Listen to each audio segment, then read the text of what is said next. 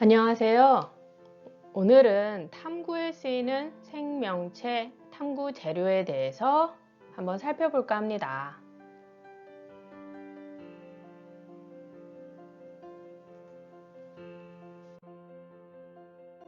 자, 첫 번째로 나온 실험체는 바로 초파리입니다. 초파리 집에서도 많이 보죠. 저희 집에도 많아요. 그래서 저희 아이들도 되게 싫어해요. 잡아도 끊임없이 나오죠, 어디선가.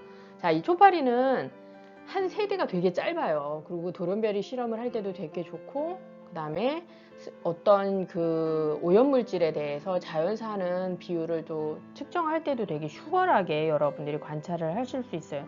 근데 초파리 갖고 어떻게 실험을 하는지 궁금하잖아요. 그렇죠. 처음에는 무슨 박스 같은 데다, 투명한 박스에다 넣어가지고 애들 이렇게 보나. 근데 그것도 하나 방법이긴 한데요. 여러분 유리 막대 있죠. 유리관에다가 초파리들을 잡아서 거기다 넣고요. 뚜껑을 막아 놓는 거예요. 뚜껑을 막아 놓고 얘네들이 어떤 식으로 움직이고 어떤 식으로 이제 번식을 하고 어떤 식으로 죽는지 그걸 이제 실험을 하는 거거든요. 물론 하나의 유리관에는 정상적인 아무런 영향을 주지 않은 멀쩡한 그 안에다 먹이도 좀 넣어놔야겠죠. 먹이 넣는 건 뭐 딴 거 아니죠. 뭐 설탕물 같은 거 좀 넣어놓으시면 돼요. 그 다음에 또 하나의 관에는 실험군, 그렇죠. 거기다가는 오염물질을 넣는 거죠. 예를 들어서 뭐 요새 미세먼지 갖고도 이거 실험 많이 하거든요. 미세먼지, 뭐 아니면 니코틴, 알코올. 자, 우리 주변에는 굉장히 해로운 물질들이 많잖아요. 그런 물질들을 또 다른 유리관에 넣어서 초파리 집어넣고 뚜껑 막고 그러고 난 다음에 실험을 하는 거예요. 사람한테 주변의 오염물질이 얼마나 좋고 나쁜지를 우리가 직접적으로 할 수가 없잖아요. 그러니까 대신에 이렇게 곤충을 통해서 이런 실험체를 통해서 실험을 하는 거예요. 아셨죠? 그래서 초파리 어떻게 잡냐고요? 가장 쉬운 거는요. 여러분 집에 바나나, 과일 뭐 이런 것들이죠. 조금 조각 내 가지고요. 이제 주방에다 좀 놔보세요. 그리고 그냥 놓는 게 아니라 주방에 그렇게 놓고선 좀 놔뒀다가 좀 시간 지나고 나서 이렇게 보면 거기 주변에 막 초파리들이 이렇게 날아다녀요. 아니면 봉지에다가 그 과일 조금 이렇게 해가지고 넣어서 이렇게 놓으면은 봉지 안에 막 초파리들이 막 난리가 나요. 그러면 살짝 가가지고 그 봉지 입구를 꽉 잡으면 초파리들을 다 잡을 수가 있어요. 쉽죠? 그렇게 해서 각 유리관에다가 집어넣고 실험하시면 돼요. 물론 사실 수도 있어요. 자, 그 다음에 물벼룩 땡땡땡땡 배가 통통하게 생겼죠. 근데 이 물벼룩 같은 경우는 원생 생물인데 심장 박동수 여기 보면은 지금은 안 보이지만 여러분들이 학교에서 이거 실험하거든요. 그러니까 오늘 저희가 얘기 드리는 건 대부분 학교에서 실험으로 다뤄질 만한 또는 다뤄지는 것들이에요. 그래서 충분히 그 학교 과학 교과목 안에서 여러분들이 만날 수 있는 실험 내용들을 갖고 또 어떤 실험체를 갖고선 하는지 얘기를 드리는 거예요. 왜냐면 과학 교과서 이렇게 보다 보면 이런 게 있구나라고 또 여러분 생각을 하는데 막상 그걸 실험에다 활용을 하려고 그러면 가만히 있어봐. 그게 뭐가 어디 있었지? 어떤 식으로 하는 거지? 이렇게 금방 생각이 안 날 수가 있어요. 그래서 제 머릿속에 있는 걸 이렇게 쥐어짜가지고 오늘 만들 거예요. 만들기도 하고 뭐 사진이나 아니면 조금 더 정확한 어떤 내용들 같은 경우는 이제 위키피디아에서 내용을 발췌를 했어요. 그래서 이제 물벼룩 같은 경우는 여러분들 이제 심장박동인데요. 정상적인 애들은 그냥 그 저수지나 이런 데서 뜬 물에다가 이렇게 키우면 되고요. 그렇지 않은 애들은 거기다가 아까 얘기했던 것처럼 미세먼지, 뭐 알코올 아니면 니코틴 이런 것들을 넣어주는 거예요. 근데 조심하셔야 될 게 있어요. 아까 제가 얘기 드렸죠. 독약이라고 하니까 좀 그렇지만 자, 이렇게 오염물질 같은 거를 넣어줄 때는 그 애들이 그냥 팍 죽어버릴 수가 있어요. 적정 수치를 여러분들이 찾기가 좀 어려울 수도 있거든요. 누구한테 여쭤봐라? 과학선생님. 또 모르면 선생님하고 연락이 안 된다? 인터넷 뒤져보시면 나와요. 그래서 그 정도는 해보시면 되고, 그리고 여러분 제가 뭔가 인터넷을 찾아보세요 라고 할 때는 이렇게 구체적인 어떤 단어를 제가 준 상태에서 찾아보라고 말씀을 드리잖아요. 처음부터 막연하게 아마 여러분들 탐구 주제 저희 영상 보셨을 때 기억하실지 모르겠지만 탐구 주제라는 게 여러분들 과학 탐구를 해야 되겠다고 땅땅땅땅 치고 나면 과학 탐구 주제를 해서 인터넷 치면은 막 별별 얘기가 엄청 많아요. 근데 과연 그걸 갖고선 실험을 어떻게 하는 거지 감이 안 오거든요.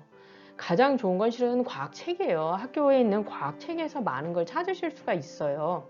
근데 그걸 여러분들이 찾는 연습이 아직은 안 돼 있고 과학책에 있는 것 갖고 실험을 하는 게 익숙치 않아서 그런 것 뿐이에요.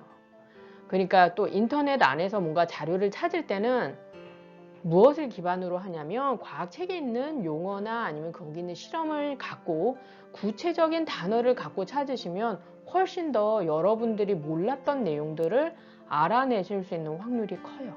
아셨죠? 자, 그 다음 또 볼게요. 아메바. 뭐 아이스크림이냐고요? 아니에요. 원생생물이에요. 얘는 단세포 동물인데요. 위족 운동하고 수축포 관찰, 몸속에 있어요. 실험 전후 위족 운동의 변화. 이게 뭔 얘기하는 거지? 아메바를 여러분들이 유튜브에서 딱 치셔가지고 보시면 애들이 막 이렇게 움직여요. 그래서 대조군은 일반, 그러니까 아무것도 안 준 거예요. 똑같아. 실험군은 오염물질이나 또는 영향을 줄 수 있을 만한 그런 여러분들이 실험하고자 하는 그런 물질을 집어넣은 액체. 거기서 얘네들을 키우는 거예요. 그래서 아메바가 이렇게 움직이는 그 모습이 얼마나 달라지는지 또 그리고 여기 수축포 관찰 있죠? 수축포의 변화도 실험을 하실 수가 있어요. 자, 아메바가 이렇게 생겼는데 딱 이 모양은 아니에요. 모양은 항상 바뀌어요, 얘네들이. 그래서 여기서 보시면 여기서 N이 핵이라고 돼 있죠? 요게 핵이에요. 그 다음에 W하고 V가 수포야. 요게 수포. 그 다음에 아까 왜 저희 수축포 얘기했었잖아요. 수축포. 얘가 수축포예요. 이 수축포의 변화도 오염물질을 줬을 때와 주지 않았을 때 그 차이가 생겨요. 그 다음에 식포. 얘가 식포예요. 이런 식으로 해서 뭐 아메바에 대한 거 명칭도 한번 보시고요. 순무, 열무. 이게 그냥 지난 저희 실험 계획 그 영상에서 봤을 때 그 열무 씨앗 갖고 키워가지고 그 센치즈 했던 거 있잖아요. 기억하실 거예요. 기억 안 나시면 다시 한번 영상 확인해 보시고요. 순무하고 열무는 얘네들은 씨앗부터 키우잖아요. 지난 영상에서 저희 봤을 때 보면은 그 페트리 접시에다가 그쵸 티슈 깔고선 물 촉촉촉촉 해놓고선 거기다 열무 씨앗 넣고 걔네들이 쑥쑥 자라는 거 관찰했었잖아요. 물론 사진으로만 봤죠. 근데 얘네들은 생장이 되게 빨라요. 그 다음에 그래서 대조군하고 그 오염물질을 넣은 실험군하고 두 개를 비교해서 한 일주일 정도 키우고 나면 얘네들이 정말 쑥쑥 자라 있거든요. 근데 일주일 뒤에 딱 해가지고 길이 재보고 이렇게 하지 말고 중간중간에 하루 지났을 때 저번에 우리 12시간, 24시간, 36시간, 48시간 뭐 이런 식으로 그 관찰을 했었잖아요. 그렇게 하셔도 되고요. 아니면 하루 이틀, 3일, 4일, 5일 이런 식으로 해가지고 1일씩 지났을 때 길이 변화, 상태 변화를 측정해서 데이터로 만드시는 것도 좋아요. 여러분들이 탐구를 하는 거는 결과만을 보기 위해서 탐구를 하는 게 아니에요. 그 과정도 어떤 식으로 진행이 되는지 궁금하기 때문에 이 실험을 하는 거잖아요. 그리고 그런 어떤 과정이 있었기 때문에 이런 결과에 또 도달할 수 있었는지 그거를 여러분들의 그 탐구 보고서를 보는 분들한테 설명을 해줄 필요가 있거든요. 말로 설명하는 게 아니에요. 탐구 보고서는 보고서로 설명을 하고 여러분들의 탐구 실험으로 이야기를 하는 거기 때문에 탐구를 할 때는 절대 조작하시면 안 돼요. 그거를 이렇게 했을 때 요만큼 컸다고 그러니까 뭐 조금 자랐는데 많이 자랐다 이런 식으로 해서 조작해 가지고 자료를 바꾸시면 절대 안 돼요. 그냥 있는 대로 하시면 돼요. 있는 대로 하고 있는 대로 했는데 내가 예상한 결과가 안 나왔어. 괜찮아요. 그것도 가치가 있어요. 여러분들이 이렇게 했는데 분명히 어딘가 변수 사항이 생겼을 거예요. 그 변수 사항이 어디서 생겼는지를 한번 찾아보시고 이런 결과 때문에 이렇게 해서 이 결과가 나왔고 외려 그런 실수를 통해서 여러분들이 생각지도 못한 결과를 또 얻으실 수도 있어요. 그래서 순무하고 열무는 처음부터 뭔가를 갖다가 관찰할 때 처음부터 싹이 터가지고 자라는 걸 확인할 때 얘를 많이 쓰세요. 그 다음에 또 얘기 나온 게 오전에 물주기 얘기 있는데 국화하고 고추나무 키울 때, 국화는 이 꽃봉오리가 되게 많이 이렇게 맺히기 때문에 오염물질을 줬을 때 꽃봉오리 개수 이런 것들이 변화가 생기기가 좋아요. 그리고 고추는 잎사귀가 되게 많거든요. 그래서 잎사귀, 얘네들은 진짜 오염물질 딱 주고 나면 벌써 그 아래쪽 있죠. 뿌리하고 가까운 쪽에 잎사귀부터 벌써 축축 처지기 시작해가지고 애들이 툭툭툭툭 떨어져요. 그래서 그 고추에 오염물질을 줬을 때 하루 지났을 때, 이틀 지났을 때, 3일 지났을 때 또는 몇 밀리리터를 줬을 때 고추 모종의 그 상태, 잎사귀 개수 변화가 굉장히 눈에 띄어서 여러분들이 탐구를 할 때 되게 수월하게 보실 수가 있어요. 그 고추 모종 갖고 하는 친구들은 별로 없었어요. 근데 제가 탐구 하는 거를 학생들하고 같이 하다 보니까 고추 모종 그 부분이 저는 괜찮은 것 같더라고요. 그래서 근데 여러분 식물 키울 때 조심하셔야 되는 거, 물을 너무 많이 주시면 애들이 죽어요. 아셨죠? 저는 정말 식물을 못 키워요. 못 키우는데 이게 그래도 아침에 그 물 주시는 거 잊지 마시고요. 그 다음에 하루에 한 번 정도만 주면 돼요. 너무 많이 주면 안 돼. 아셨죠? 이게 실험이기는 하지만 그래서 식물은 시간을 좀 오래 잡아먹는 그런 건 있어요. 그래도 여러분들이 하기에는 그래도 난이도가 좀 낮은 실험이기는 해요. 자, 여기는 버니어 캘리퍼스인데 뭐 이상하게 도끼죠? 도끼 아닙니다. 이거 자예요, 자. 자, 여러분 열무순 길이 잴 때 그냥 우리 가지고 있는 필통 안에 있는 자 갖고 이렇게 쟀었잖아요. 물론 그렇게 재셔도 돼요. 근데 지금 좀 전에 봤던 국화나 고추나무처럼 그런 그 줄기 두께가 또 변화되는 걸 수도 있잖아요. 외관상으로 이파리가 변할 수도 있고 꽃봉오리 개수가 변할 수도 있지만 줄기 자체가 두꺼워질 수도 있고 또 더 가늘어질 수도 있어요. 오염물질에 따라서. 그럼 그거를 측정하고 싶은데 자로 재면 자로 재도 돼요. 안 된다라는 거는 벗어나세요. 자로 재도 돼요. 근데 조금 더 정확하게 재고 싶다. 또는 어디서 봤는데 이런 게 있었어요. 그러니까 이거를 한번 해보고 싶다. 아, 이게 버니어 캘리퍼스라고 그래서 두께 측정하는 거구나 라고 했을 때 여러분들이 알아보시고 한번 실험해 보셔도 좋을 것 같아서 소개를 해드렸어요. 그 다음에는 강낭콩. 자, 강낭콩은 여러분이 초등학교 1학년에 입학하면서부터 언 고등학교 시절까지 항상 여러분 옆에서 여러분의 실험을 도와줬던 식물체죠. 그렇죠. 실험체예요. 근데 얘는 쌍떡잎 식물이고요. 물관과 채관이 관찰이 좋아요.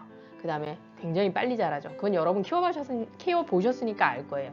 저희 집에도 강낭콩 굉장히 많았었죠. 왜냐면 금방금방 자라기 때문에 오염물질이라든지 뭔가 실험을 할 때 결과 나오는 게 되게 눈에 띄게 금방금방 보여요. 그 다음에 얘는 이제 콩이기 때문에 열매잖아요. 아이오딘 녹말 반응을 통해서 그 실험체에서 그 오염물질을 집어넣었을 때에 그 열매가 맺은 상태의 그 열매들의 변화를 갖다 비교하는 것도 이 실험으로 보실 수가 있어요. 아이오딘 녹말 반응 궁금해요? 자, 인터넷으로 요 단어를 치셔서 찾아보세요. 구체적으로 찾아보시면 보실수록 더 좋은 자료 아실 수 있게 돼요. 물풀. 자, 여러분 제발 딱풀 아니에요. 이거 여러분 물풀 그러면 딱풀처럼 물로 된 풀 생각하시는데 아니에요. 이거 진짜 풀이에요. 뭐냐면 이거 물에서 자라는 풀인데 여러분들 그 관 있잖아요. 그 유리 긴 관에서 이 풀 집어넣어가지고 물 넣고선 거기서 뚜껑은 막으면 안 되지. 그 해놓고선 얘는 대조군일 때는 그냥 그렇게 해서 키우는 거고요. 그 다음에 그 실험군일 때는 그 상태에서 거기다가 오염물질을 집어넣는 거죠. 미세먼지 집어넣거나 아니면 뭐 알코올을 넣거나 아니면 니코틴을 넣거나 이런 식으로 사람한테 직접적으로 피해를 주는 물질들을 실험을 하고 싶을 때 어떤 다른 생명체에다가 하고 싶다? 물풀에다 해보셔도 돼요. 물풀에 그렇게 하면은 물풀 안에 있으면서 물풀이 기포수가 이렇게 뽁뽁뽁뽁 나오거든요. 그럼 오염물질 안에서 생장을 하는 물풀의 경우에는 산소 그 방울수가 몇 방울이나 올라오나 이렇게 산소 기포수 그거를 비교해서 여러분들이 결과물을 얻으실 수도 있죠. 물풀은 뭐다? 풀이다. 그렇죠. 어디서 키운다? 그렇죠. 물에서 자라는 애예요. 자, 그거 잘 기억하시고요. 오, 알비노 G. 알비노 G가 나왔는데요. 이거 G예요, G. 여러분 보시면 몸통이 하얗고 눈은 빨간 G 있죠? 그 G예요. 그래서 요새 보니까 인터넷에서도 많이 팔더라고요. 근데 얘는 이 G 갖고 하는 실험은 뭐냐면 직접적으로 얘한테 뭘 먹이는 거죠. 그렇죠. 또는 얘 피부 상태가 어떻게 달라지나 이제 그거 할 때 얘를 실험을 많이 하는데요. 알비노지한테 미로 실험은 뭐냐면 얘한테 뭐 오염물질을 먹였을 때와 먹이지 않았을 때 미로를 통과하는 시간 뭐 이런 것들 그런 거 체크하고 그 다음에 체중 변화 그러니까 정상적으로 자라는 거랑 그 다음에 오염물질을 먹었을 때 그 체중 변화가 어떻게 되는지 근데 여기서 중요한 거 여러분 실험하기 전에 반드시 쥐의 몸무게를 재야 돼요. 아셨죠? 무게를 반드시 재야 돼요. 그래서 먹이 같은 경우는 일반적으로 해바라기 씨 3g 그 다음에 물도 줘야 되는데 뭐 물을 이렇게 물 하는 거 탁탁탁탁탁탁 조금씩 이렇게 먹게끔 해줘도 되는데 이제 무나 오이 같은 거 이렇게 잘라서 주셔도 돼요. 그럴 땐 한 2g 진짜 이걸 이런 식으로 해서 잘라가지고 무게 재서 주셔야 돼요. 절대로 대충 해서 주시면 안 돼요. 그렇게 하면 실험 결과가 바뀌어요. 아셨죠? 재밌겠죠? 생각보다 재밌어요. 해바라기도 3개를 올려놨는데 뭐 몇 개를 올려놨는데 그 무게수가 안 돼. 그러면 그걸 잘라가지고 또 올려놓을 수도 있거든요. 그래서 무게수 맞춰가지고 먹이는 하루에 2번만 주시는 거야. 아침하고 저녁 때.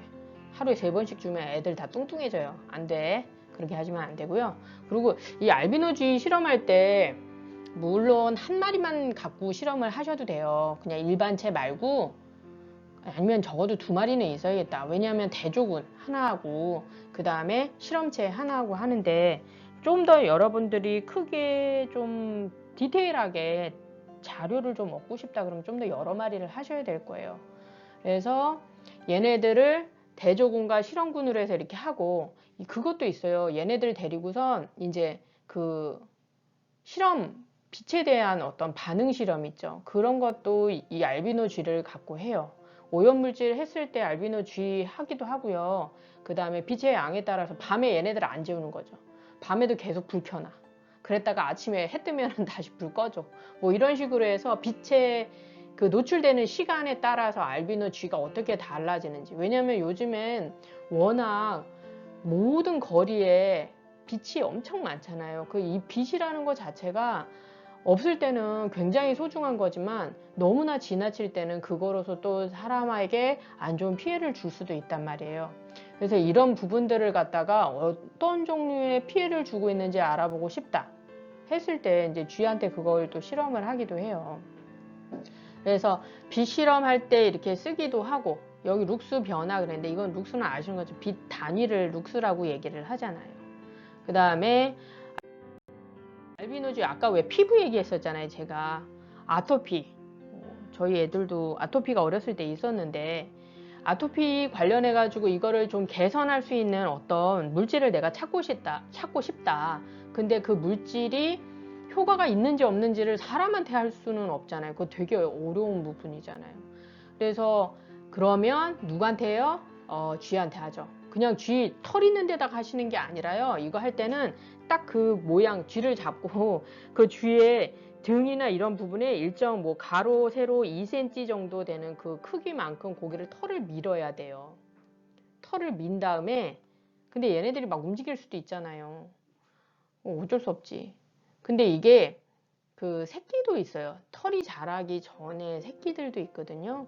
그 새끼들을 갖고 또 실험을 하는 경우들도 있기는 해요. 그래서 아토피 피부 관에서 오염물질이 피부에 닿았을 때 그거를 갖다가 내가 생각하는 어떤 아토피 치료제라고 아토피를 완화시켜 줄 수 있는 어떤 성분이 들어있는 그런 물질에 대해서 내가 실험을 하고 싶다.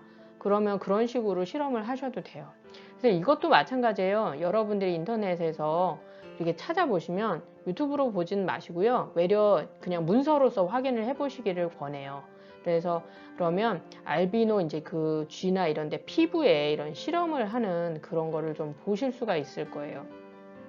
때로는 이 과학 탐구를 한다는 게 좀 간이 커야 될 수도 있어요. 왜 쥐 못 만지는 친구들도 있고, 왜냐면 곤충 못 만지는 친구들도 되게 많거든요. 그러면 저는 어떻게 하랍니까?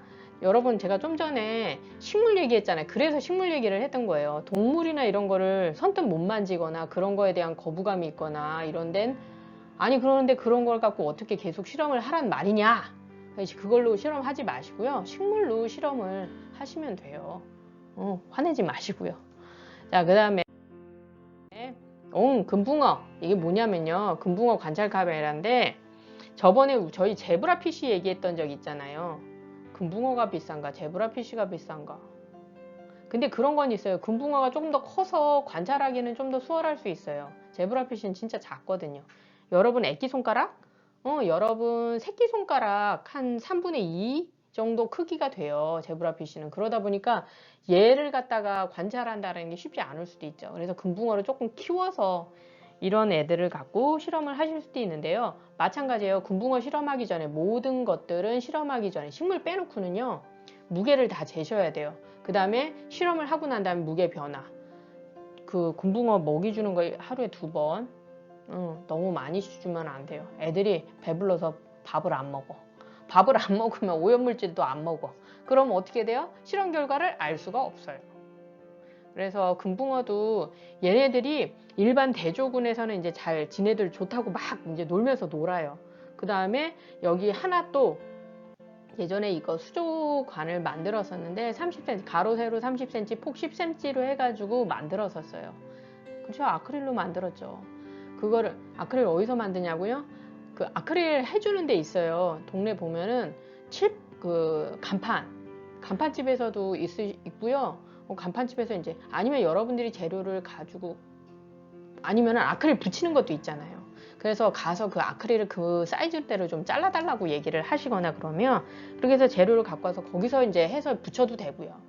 자, 그래서 이렇게 투명한 아크릴 통을 이제 2개를 준비를 해가지고 하셔도 되고요. 아, 그 투명한 통 저희는 그건 못 하는데요. 저는 그렇게 할 만큼 안 돼요. 라고 생각하시면 집에 그 통들 있잖아요. 플라스틱 통들 중에 좀 투명한 통. 그거 활용하셔도 돼요. 근데 대신에 들어가는 물의 양은 똑같이 하셔야 돼요. 양은. 아셨죠? 항상 온도, 습도 똑같이 해주시고요. 산소, 물고기 키울 때는 산소 발생기 그것도 꼭 넣어주셔야 돼요. 안 그러면 애들이 죽어. 그리고 온도 너무 더우면 또 죽어요. 근데 산소 발생기가 더 중요해. 그래서 그거 넣어주시고, 그래서 금붕어가 이렇게 막 움직이는 거를 하는데, 그거를 여러분들이 계속 앉아가지고 계속 볼 수는 없잖아요. 그래서 그거를 이제 촬영을 하시는 거예요. 관찰 카메라로 해서 촬영을 하면, 왜 텔레비전에서 보면은 막 빠르게 막 이렇게 돌아가는 경우 있잖아요. 그래서 여러분들이 촬영해 놓은 거를 이렇게 쭉 보시다가 보면은 얘네들의 행동이 뭔가 변화되는 그게 보여요. 오염물질에 따라서. 그러면은 그 변화된 거를 갖다가 캡처해서 그걸 이제 사진으로 활용을 하시고, 얘네들이 움직이는 경로나 이런 부분들에 대한 거를 이렇게 그림으로 만드시면 돼요. 물론 이게 그 분포도도 있어요. 애들이 오염물질을 먹으면 바닥에서 뭐 계속 논다든지, 저기 수면 가까이로 오지 않는다든지, 아니면 수면하고 바닥을 갖다 미친 듯이 왔다 갔다 한다든지, 뭐 이런 식으로 얘네들이 그 왔다 갔다 하는 행동이 이렇게 달라질 수 있는 게 있어요. 근데 그걸 보자고 계속 거기 붙어 있을 수는 없잖아요. 그러니까 여러분들 혼자 하면 또 모르겠지만, 여럿이 같이 하면 영상 찍어놓은 거 셋이 분류해가지고 관찰해서 데이터를 또 만들어내는 거예요. 이 동물 행동 변화에 대해서 측정을 해주는 그 장비를 갖고 있는 회사가 우리나라에 또 있어요. 정말 어렵게 예전에 찾아가지고 그 회사에 그걸 의뢰를 했던 적이 있었거든요. 되게 감사하게도 무료로 해주셨어요. 그래서 해주신 다음에 또 데이터까지 다 이렇게 표로 딱 해가지고 그래프로 보내주셨거든요. 왜냐하면 그 장비가 정말 비싼 거래요. 그래서 빌려주실 수는 없고, 데이터를 저희가 이제 기록을 한 거를 그쪽으로 보내면 그걸 갖고선 알려주신다고 그러셔가지고 그때 되게 감사하게 잘 썼어요. 고맙습니다. 이렇게 생각보다 좋으신 분들 많아요. 여러분들 탐구나 이런 거 할 때 실험 의뢰를 어딘가 맡겨야 되는 게 있어요. 근데 제일 그런 게 이제 성분 분석 같은 거 원할 때 있잖아요. 그거는 돈을 줘야 되는 경우도 있고, 아니면 어떻게 운 좋으면은 그냥 무료로 해주시는 경우도 있고 그래요. 그래서 그런 성분 분석하는 것도 있으니까 참고하세요. 돼지 껍데기 배고프다? 아니요, 돼지 껍데기 이거 저희 애들도 좋아하는데 돼지 껍데기 익힌 거 아니에요. 안 익힌 거, 안 익힌 거에 센 거, 날 것. 거기다가 이제 피부 실험을 하는 거예요. 아까 왜 알비노 G 피부에다가 아토피 관련해서 뭐 한다고 그랬잖아요. 근데 그거는 근데 하나 단점은 있어요. 걔는 살아있는 상태고 돼지 껍데기는 죽은 상태잖아요. 세포가 죽은 거고 거긴 살아있는 거. 그래서 약간 그런 차이는 있을 수 있는데, 그래서 돼지 껍데기에다가는 실은 아토피 관련해서 아토피 관련해 가지고 아이고 죄송합니다. 그 아토피 관련한 부분으로 해서 실험을 해도 되는데 그게 조금 그렇다라고 생각을 하시면 그래도 나쁘지는 않을 것 같아요. 아토피 관련해 가지고 오염물질 되는 거, 그 다음에 오염물질 되는 거 도포했다가 그 아토피가 좀 완화될 수 있는 거 이렇게 도포한 다음에 다시 그 아토피를 일으킬 수 있을 만한 그 물질을 또 거기다가 다시 도포를 해서 그 상태를 본다고 그러면 그것도 나쁘지 않을 것 같거든요. 근데 돼지 껍데기는 이거 어떨 때 이제 하냐면 여러분 항균 그런 것도 있고요. 그런 하여튼간 돼지 껍데기 비포 애프터 그거 봤을 때 처음에 현미경으로 관찰해서 이 상태를 갖다가 꼭 이거 사진 이것도 마찬가지예요. 사진으로 찍어 놓으셔도 되고, 자 이런 게 있어요. 현미경으로 뭔가를 관찰을 하는데 헐 우리 집에 광학 현미경 없는데 없는데요. 그 학교에 있는 광학 현미경 이용하셔도 되고요. 집에서 한번 이렇게 해야 되겠다라고 생각하면 물론 핸드폰에 앱도 있기는 해요. 앱도 있기는 하는데 그거 말고 또 그 USB로 모니터에다 연결해 가지고 여러분 피부 이렇게 확대해서 보는 그 현미경이 있단 말이에요. 전자 현미경. 그런 것도 인터넷에서 파는데 그렇게 비싸지는 않아요. 그러니까 그런 거 활용해서 해보셔도 돼요. 그래서 돼지 껍데기 실험하기 전 돼지 껍질, 그 다음에 실험하고 난 다음에 돼지 껍질이랑 그 다음에 이거를 하고 나서 이렇게 썰어 볼 수가 있잖아요. 왜냐하면 여러분들이 오염물질을 해서 얘가 썩어가는 정도를 또 비교해 볼 수도 있거든요. 자연 상태에서 부패되는 거랑 오염물질을 둔 상태에서 이 돼지 껍데기가 부패되는 거랑 속도가 다를 수도 있고요. 그 단면도를 잘라봤을 때 단면도에서 그 부패균이나 이런 것들이 침투하는 그 모양이 또 다를 수도 있어요. 이런 것들을 이걸 통해서 비교해 볼 수도 있죠. 아, 좀 냄새가 난다고요? 아, 그렇죠. 좀 냄새가 날 수도 있어요. 예전에 돼지 껍데기 갖고 실험한 게 뭐가 있었냐면 한지의 항균성 갖고 실험을 할 때 돼지 껍데기를 갖다 저기다가 이렇게 싸놨었어요. 물론 그때는 돼지 껍데기뿐만 아니라 돼지 고기도 이렇게 합쳐진 부분이었죠. 약간 삼겹살 고기 부분이었을 거예요. 그거를 갖다가 한지에다 이렇게 싸놓고 일반 온도에다 노출해 놓은 거랑 해서 부패되는 정도를 비교해 봤는데 그때 정말 재밌었던 게 한지에다 한 게요 썩지를 않았더라고요. 근데 좀 위험한 거는 있었지. 왜냐하면 그거를 그때 그 당시에 실험할 때는 혹시 얘가 치명적인 어떤 다른 결함이나 균들이 생겼을 수도 있는데 저희 눈에 보이지 않은 걸 수도 있잖아요. 시간이 오래 지났는데. 그래서 그거를 갖다가 어디 다른 데다가 이제 먹을 수 있는 상태인지를 알아보고 싶었는데 거기까지는 이제 못했었죠. 그래서 일단은 자 이런 부분들에 대해서 돼지 껍데기 이렇게 활용해 가지고 할 수 있다라는 거 생각해 보시고요. 그 다음은 미세먼지. 미세먼지 아까부터 계속 얘기 나왔고 미세먼지 관련해 가지고 실험해보고 싶은 친구들이 되게 많아요. 많은데 그 미세먼지를 어떻게 실험을 하느냐. 여러분 이거 미세먼지 하는 그 유튜브에서 이렇게 저도 본 적이 있는데 그 미세먼지 마스크 관련한 거 그거 한다고 그래가지고 막 나온 거 있잖아요. 근데 그거는 물론 그렇게 실험을 할 수도 있죠. 미세먼지 갖고 마스크라는 경우에 있어서. 근데 미세먼지가 우리 인체에 얼마나 나쁜 영향을 주느냐에 대해서 탐구를 해보고 싶다라고 한다면 이 미세먼지가 실제로 여러분들이 미세먼지를 모아가지고 뭐를 하기가 쉽지가 않잖아요. 그래서 대신에 뭐를 하냐면 미세먼지 그 부분을 토너로 대체를 하실 수가 있어요. 이게 미세먼지가 10마이크로미터 이하인 그 입자를 가진 그 먼지들을 갖다 미세먼지라고 얘기를 하잖아요. 근데 토너도 10마이크로미터 정도 되거나 그거 이하 정도 되는 입자들이에요. 그래서 얘네를 대체로 해서 쓰는데 이 토너 요걸 갖고선 아까 했잖아요. 물풀이라든지 오염물질을 해서 뭐 물에다 섞는다든지 뭐 이렇게 하는 경우는 이 토너를 활용해서 하시는 거예요. 미세먼지 실제로 물론 막 이거 해봤었어요. 미세먼지를 진짜 미세먼지 엄청 많은 날 있죠. 미세먼지 엄청 많은 날 막 밖에 나가가지고 비닐봉지로 커다란 비닐봉지 있죠. 그 비닐봉지로 확 해가지고 미세먼지를 모았었어요. 그러나 미세먼지를 그렇게 모았지만 그거를 어떻게 물에 녹여서 쓸 수가 있나? 그게 이제 되게 고민이었던 거죠. 그래서 방법을 또 찾다 보니까 토너로 해서 이렇게 하는 것도 충분히 대체해서 할 수 있고 또 이 토너 자체가 미세먼지 요인 중에 하나라고 또 알게 됐었어요, 그때.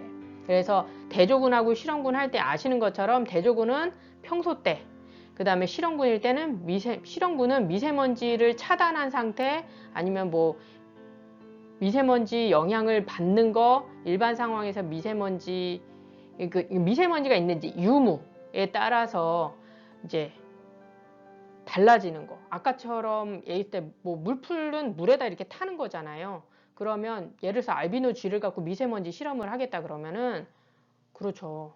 알비노 G의 먹이는 똑같이 먹이는데 그 공간을 이제 밀폐를 해 놓은 상태에서 외부하고 공기가 물론 이제 숨은 이렇게 하긴 하는데 그 안에다가 미세먼지를 갖다가 투여를 한 거랑 투여하지 않은 거랑 이런 식으로 해서 구분해서 하셔도 좋고요. 똑같은 거예요. 그 다음에는 그 초파리도 그런 식으로 해서 실험을 해 보실 수가 있어요. 그 다음엔 빛 갖고선 여러분들 실험을 많이 해 보시는데 이게 뭐냐면 그 빛이 있을 때랑 없을 때 빛이 있을 때랑 없을 때를 두고선 실험을 하는 게 하나가 있을 수 있고요. 그래서 빛이 있음으로 인해서 얼만큼 더 많이 자라는지 이런 것도 생각을 해 보실 수 있고요. 그 다음에 빛이 그 빛의 파장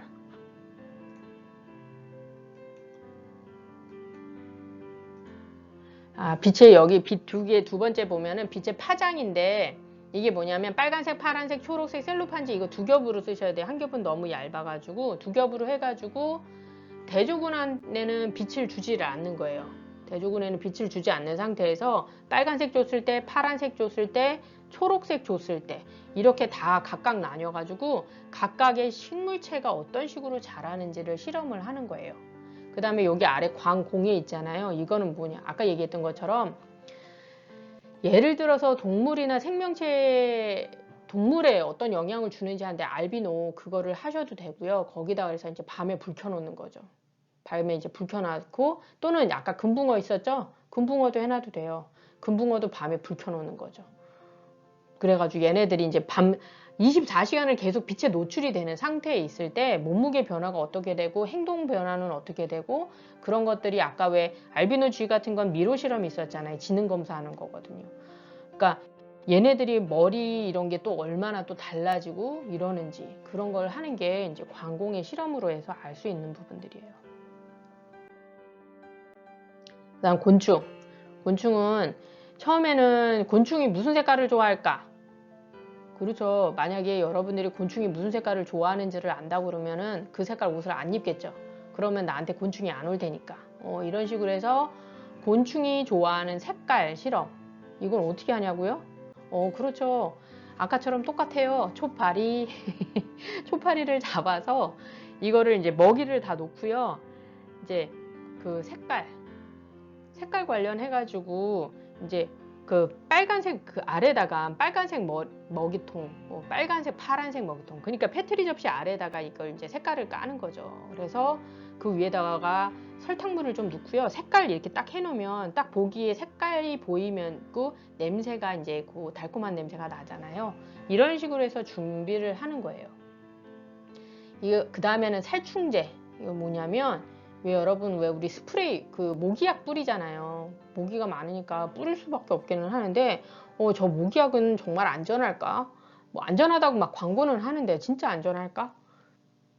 이런 부분들에 대해서 여러분들이 탐구하고 싶을 때 살충제 내용에는 뭐 레스메트린, 사이퍼메트린, 프탈트린 등 이렇게 굉장히 안 좋은 요소들이 있다라고 하는데, 이거를 대체할 만한 다른 천연적인 거, 사람 몸에 해롭지 않은, 그러니까 곤충만 죽일 수 있는 뭐 이런 것들은 없을까? 이거를 이제 찾을 때 이런 식으로 실험을 하는 거죠. 또 락스의 유해성 뭐 아니면은 이런 거에서 위험한 부분을 어떤 식으로 개선할 수 있을까 실험을 할 때. 그래서 락스에 있는 그 차염소산 나트륨에서 염소가스 나와가지고 여러분 락스 갖고선 화장실 청소할 때 문 열어놓고 청소해야 된다라는 거 아시죠? 그래서 여기 보면 곤충들은 기본적으로 먹이를 주는데 사탕 또는 탄산음료, 이거 왜 그랬냐면 설탕물을 이렇게 막 이렇게 타도 되고요. 아니면 집에 탄산음료 있다 그러면은 김 빠진 탄산음료가 제일 좋기는 해요.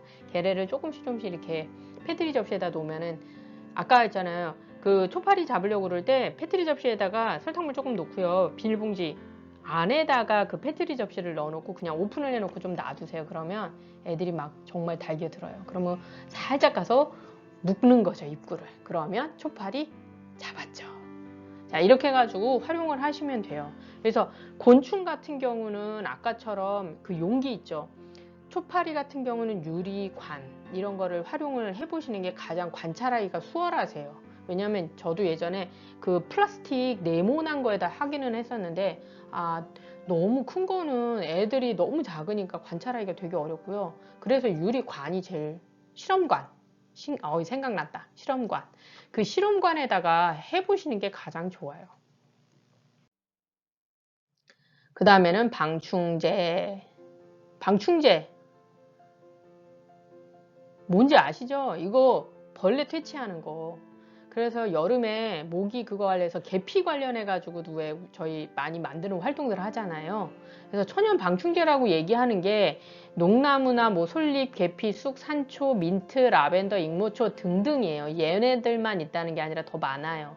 근데 이런 것들이 있는데 이거를 이제 추출을 해내야 되잖아요. 여러분들이 방충을 하려면 이제 뿌려야 되니까, 여러분들 그 합성으로 해서 만든 스프레이나 이런 것들이 좀 마음에 걸린다고 그러면 이런 식으로 해서 만들어서 곤충들한테 이제 실험을 해보는 거죠. 천연적으로 방충을 할 수 있으면서 사람한테 해롭지 않은 거를 찾자, 뭐 이런 주제라고 그런다면, 근데 이게 추출할 때 뭐냐면 에탄올, 그다음에 물 이렇게 해가지고 두 가지로 해서 추출을 해내셔야 돼요. 그런 다음에 실험물질, 물론 50g 넣어도 되고 100g 넣어도 돼요. 그거는 여러분들이 생각을 해보시면 되고, 이렇게 한 다음에 얘네들을 이제 둘 다 끓여요. 끓여가지고 해놓은 다음에 한 3주 정도는 그 그늘에 좀 보관을 이제 할 때가 식혀야 돼요. 식힌 다음에 완전히 식혀야 돼요. 완전히 식힌 다음에 이거를 중류수하고 에탄올 2:1 비율로 해서 이제 만든 다음에 그걸로 해서 이제 실험을 하시는 거거든요. 그러면 이제 농나무로 했을 때, 솔잎으로 했을 때, 근데 꼭 3주간은 아니어도 되는 것 같아요. 제가 봤을 때는. 그때 이제 제가 그 다른 선생님한테 얘기 들었을 땐 그 정도 하는 게 좋을 것 같다라고 얘기를 들어가지고 이렇게 했는데, 일주일 정도 놔둬도 되고요. 하여튼 완전히 식기만 하면 돼요. 완전히 식어야 돼. 그런 상태에서 스프레이를 만들어서 활용하시면 돼요. 그래서 스프레이를 만든다라는 거 뭐냐면, 이렇게 해가지고 여러분들 이제 곤충들 갖고선 실험을 하는데 얘네들 상태가 어떤지를 봐야 되니까 방충 스프레이로 그 곤충들한테 이제 몇 회를 뿌렸다 뭐 이런 거예요. 1회 뿌렸을 때, 2회 뿌렸을 때, 3회 뿌렸을 때. 그러니까 방충 스프레이 이렇게 뿌리는 것도 실은 그 관에다가 이렇게 하면 훨씬 더 관찰하기가 쉽겠죠. 초파리 갖고 하니까. 그 다음에는 항균제. 항균제는 지난 영상에서 제가, 아니다, 아직 영상 안 만들었구나. 제가 그 영상 만들려고 준비하는 그 자료 중에 마늘이 있었거든요. 마늘이랑 솔 뭐 이런 것들 막 있었거든요. 그거랑 잠깐 헷갈렸어요. 항균제 많이 쓰는 게 편백나무.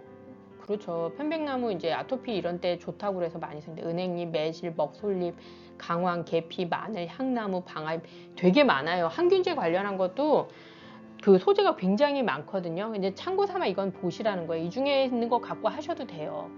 근데 그래서 각 실험액 배지에다가 각각의 얘네들을 갖다가 그 갈아요. 갈아가지고 거기다가 이렇게 실험 배지에다 얘네들을 이렇게 도포를 해놓고요. 도포를 해놓은 상태에서 거기에, 그러니까 배지가 팔아요. 그 페트리 접시에다 배지 이렇게 된 걸 팔거든요. 거기다가 저 항균제들을 이렇게 도포를 하는 거예요. 손가락으로 하면 안 돼요. 손가락으로 하시면 안 돼요. 그 뭐 예를 들어서 막대기 같은 거 깨끗한 거 그런 걸로 이 얘네들 액체를 갖다 거기다 이렇게 꼭꼭꼭꼭 찍어 놓고, 근데 다 찍어 놓지 마시고요. 반절만 찍어 놓으세요. 그러면 확실하게 이게 곰팡이가 나오는 게 금방 눈에 띄거든요. 그러니까 이 항균제가 있는 부분하고 항균제가 없는 부분에 곰팡이 있고 없음을 금방 이제 눈에 띄게 할 수가 있어요. 그러니까 이 항균제 발생하는 거, 항균제 이렇게 배지 위에다가 해놓고 난 다음에는 반드시 배양기에다 넣어 놓으셔야 돼요. 36도에서 5일간. 그러니까 우리 지금 있는 일반적인 온도하고 같게. 집에 배양기가 없는데요. 그래서 이걸 어떻게 썼냐면은, 집에 배양기 없는 친구들 같은 경우는 그 전자 매트 있죠. 전자 매트에다가 그 쟁반 큰 쟁반 있죠. 쟁반 큰 거를 놓고요. 근데 이제 배양기에서는 실은 이거 페트리 접시가 그 학생 뚜껑을 다 이렇게 덮어 놓는단 말이에요. 근데 뚜껑을 덮어 놓으면 외부에서 균이 들어가지 않게 되기 때문에 일단은 그 뚜껑 덮어서 들어가기 전에 뚜껑 열어놓은 상태에서 좀 놔두셔야 돼요. 그래야지 균도 주변에 있는 환경적인 균들이 거기 이제 들어가게 되지. 그러고 난 다음에 뚜껑을 덮어서 그 전자 매트 위에다가 커다란 쟁반 놓고 그 위에 이제, 아니면 그냥 전자 매트에다가 깨끗한 비닐 있죠. 투명 비닐. 그거를 이렇게 깔아놓고 거기 위에다가 페트리 접시들을 올려놓는 거예요. 그러고선 얘네들 곰팡이 피는 거를 이제 확인을 해보시는 거죠. 물론 불완전해요. 온도나 이런 거에서 배양기는 진짜 이렇게 제대로 된 이런 건데 그게 없잖아요. 만들어요? 만들어도 돼요. 만든 적도 있어요. 그러니까 어떻게 만들었냐면 똑같아요. 아래다가는 그 전자매트 있잖아요. 전자방석 그걸 이렇게 배치를 해놓고 그 위에다가 아크릴 박스를 이렇게 했어요. 그래서 그리고 그 주변을 갖다가 다 그 단열되는 거 있죠. 그래서 그 안에 온도계도 이렇게 설치를 해가지고 온도가 가능하면 36도를 넘지 않게 그걸 유지를 하고, 그래서 전자매트를 켰다가 껐다가 이제 그렇게 했어요. 왜냐면 온도를 유지를 해야 되니까. 그렇게 해서 만들어서 하셔도 돼요. 그렇게 해서 만들어서 한 적도 있거든요. 자, 그래서 그 다음에는 맨 마지막에 페트리 접시 이렇게 보면은 이제 곰팡이가 피고 안 피고 막 이런 데가 나와요. 그러면 곰팡이 핀 거를 갖다가 이거를 어떤 식으로든 수치로 얘기를 해야 되잖아요. 아니면 곰팡이를 제일 많이 폈을 때를 뭐 예를 들어서 5라고 얘기를 한다. 이렇게 이제 지침을 만들어 놓는 거예요. 곰팡이가 전체에서 뭐 80% 이상 피었다 그러면은 5, 뭐 60% 4, 뭐 40% 3, 뭐 이런 식으로 해가지고 수치랑 그거에 대한 약속을 적어 놓은 거를 그 탐구 결과에다 고마를 꼭 쓰시는 거예요. 그런 다음에 여기서는 곰팡이가 뭐 5단계만큼 발생했다. 이렇게 적으셔도 돼요. 그리고선 그거에 대한 설명만 적어 놓으시면 선생님들이 이해하세요. 왜냐면 사진도 이거 첨부를 하기 때문에. 그렇게 해서 콜로니 수를 세기도 하고, 또는 실제로는 모는 종이 이렇게 갖고선 그 정식으로 이거 세균 세는 데서는 모는 종이, 그렇죠. 페트리 접시 위에다가 투명 모는 종이 이렇게 하면은 그 박스에 이렇게 칸들이 다 있잖아요. 그럼 그 칸수를 세는 거예요. 그게 세균 숫자 세는 법이라고 얘기하더라고요. 이거 인터넷에서 치시면 나와요. 이 세균 숫자 세는 법이라고 해서 검색해 보세요. 그 다음에 공기실험. 와, 이거 되게 쉬울 것 같죠? 근데 이거 쉽기는 한데 필요한 게 좀 있어요, 얘네들은. 공기실험할 때는 이산화탄소가 점점점 많아지잖아요, 온난화 때문에. 그러면은 이산화탄소인 상태하고, 그 다음 수증기, 일반 공기 상태라고 이제 얘기를 하는 그런 것들인데, 이런 상태에서 조류가 어떻게 생장을 하는지, 또 어떻게 자라는지 탐구를 하는 거거든요. 왜냐면 이산화탄소를 줄일 수 있는 거, 그거 실험할 때 이걸 썼어요. 이산화탄소 이제 그 줄어드는 그거를 썼는데, 줄어드는 거를 할 때, 왜냐면 조류가 클로렐라 같은 거, 얘네들이 미세조류라고 하는데 그건 조금 이따 얘기를 할게요. 여기서는 이제 이산화탄소 그 드라이아이스 갖고서 이산화탄소를 많이 만든 다음에 그 이산화탄소 안에서 실험체들의 변화를 갖다가 측정을 해야 되는 거거든요. 근데 이거 측정을 할 때 MBL이라는 이 실험 기구가 있어요. 이게 컴퓨터로 해서 데이터가 나오는 건데 이게 이제 툴이 있기도 하고 요새는 아두이노 갖고선 이거 만들어서 쓰기도 하시더라고요. 왜냐면 센서가 이거 꼭 있어야 되고요. 센서 있어가지고 얘가 변화되는 걸 센서가 이제 측정을 하고요.